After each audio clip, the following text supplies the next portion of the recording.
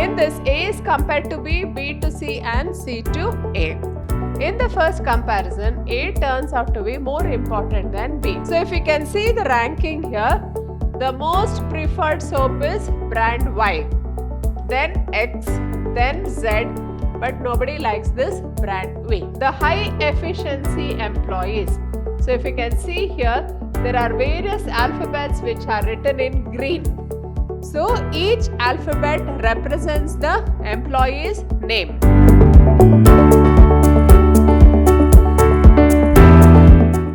Hello everyone, I am Purnima, faculty in the Department of Commerce and Management, Vidhyaashram First Grade College, Temple of Excellence, MYSURU. I welcome you all to this session. In this session of Unit 3, Session 3, let us see what it holds for us. Now, in continuation of my previous session, we were discussing about the table. The table is now ready to be filled in. We have chosen a scoring system of 0 to 3. Every option is compared, after which the winning option will become clear. A is compared to B, B to C and C to A. So, in my previous session, we had a table here.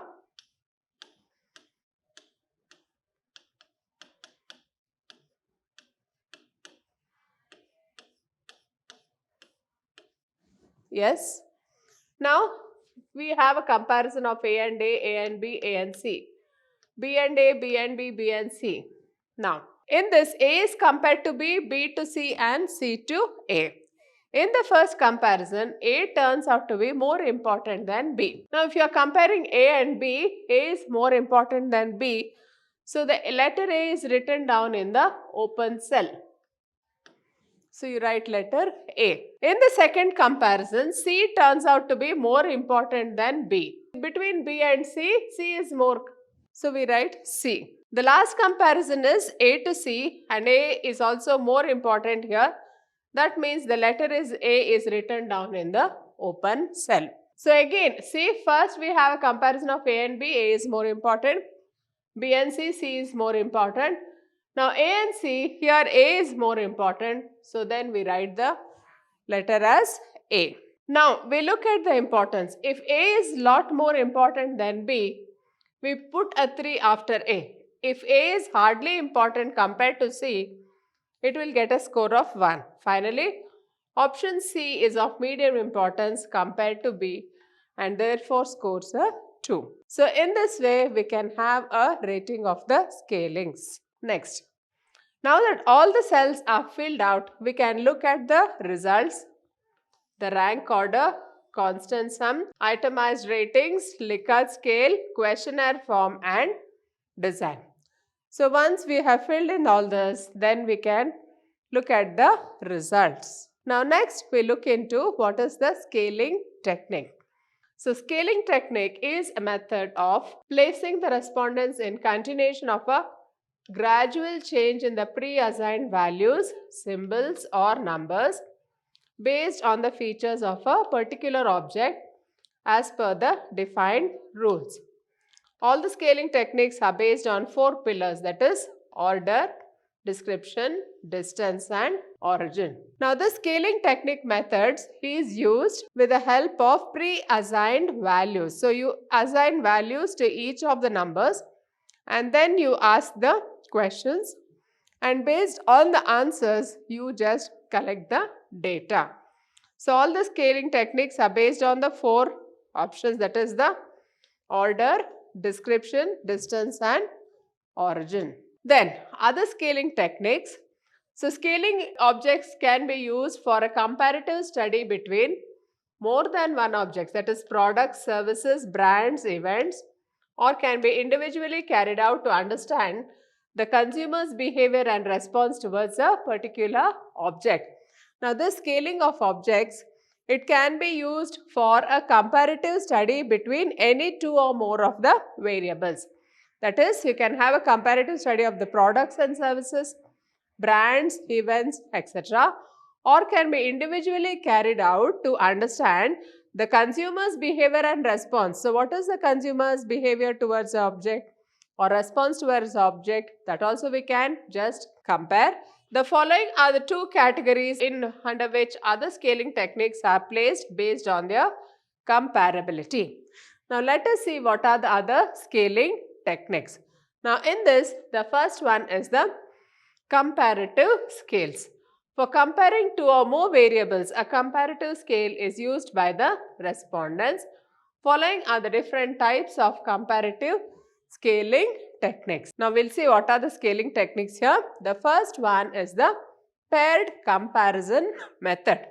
A paired comparison symbolizes two variables from which the respondents need to select one. This technique is mainly used at the time of product testing to facilitate the consumers with a comparative analysis of the two major products in the market. So, this kind of a paired comparison method, it is used to compare the two products, how popular each one is. So, it is usually used at the time of product testing to facilitate the consumers with a comparative analysis of the two major products in the market. So, there is one product A and product B. So, you can have a comparison of the variables with the help of this paired comparison. To compare more than two objects, say comparing P, Q and R, one can first compare P with Q and then the superior one with a higher percentage with R. Now, you have a comparison of P, Q, R. So, you cannot compare all the three simultaneously. First, have a comparison of P and Q. Whichever is best, suppose P is best, then compare P and R. In this, if R is best, then R is considered as the most effective product. So, in this way, we have this paired comparison method. Next, for example, a market survey was conducted to find out consumers' preference for the network service provider brands A and B. The outcome of the survey was as follows. So, brand A 57%, brand B 43%. Thus, it is visible that consumers prefer brand A over brand B. If you can see here, there is a paired comparison of brand A and brand B, and we can see that the brand A is more popular than brand B because 57% have opted for brand A. The next in the scaling technique is the rank order. So, in rank order scaling, the respondent needs to rank or arrange the given objects according to his or her preference. So, the ranking is there. So, in order of preference, you just rank the objects. For example, a soap manufacturing company conducted a rank order scaling to find out the orderly preference of the consumers. It asked the respondents to rank the following brands in the sequence of their choice. Now, there are 4 brands of soap, V, X, Y and Z.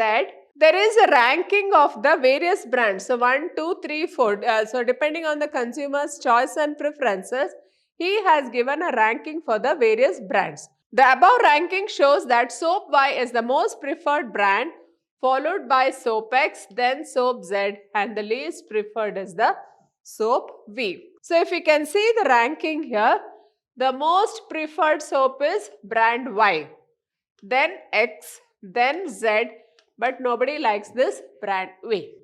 So, with the help of this rank order, we can see which brand is more popular than the other. Now, in this constant sum, it is a scaling technique where a continual sum of units like dollars, points, states, etc. is given to the features, attributes and importance of a particular product or service by the respondents. So, this is one type of a constant sum where we are given the sum of units like dollars, points, chits and chips. If you don't understand it, we have an example here.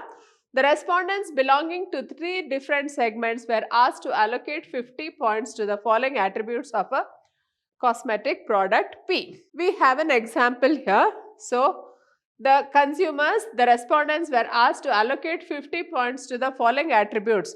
So, attributes means they are asking about what is good about the products, the product features, the finish of the product, skin friendly, what about the fragrance, packaging and price. So, in this segment 1, they have just given 11 for the finish, for the skin friendly again 11 points, For fragrance it is 7, packaging it is 9, price it is 12.